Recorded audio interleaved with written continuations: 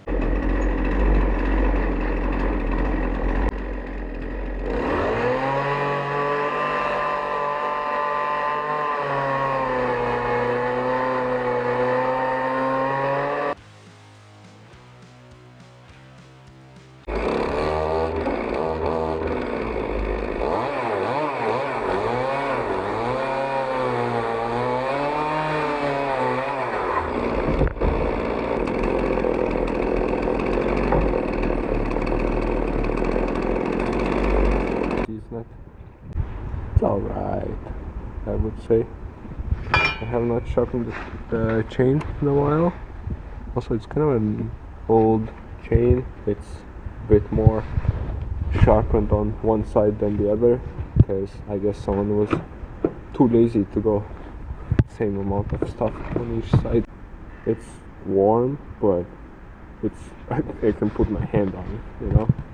It's not burning like it was when I used to do it all in one go. So better to do it in steps and then send it through the planer if you need fine boards. than to do it all at once and burn your chainsaw bar. I can't really make that many different widths, no, thicknesses of boards because of how this is drilled out. So that's another plus of having the saw go up and down with like a threaded rod or something. The base of this sawmill is this big metal piece.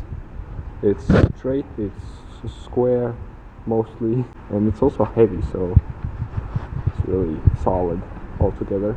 But it's kind of hard to make it so you can adjust it this way and also like make it turn so that you're not doing the whole log in one cut.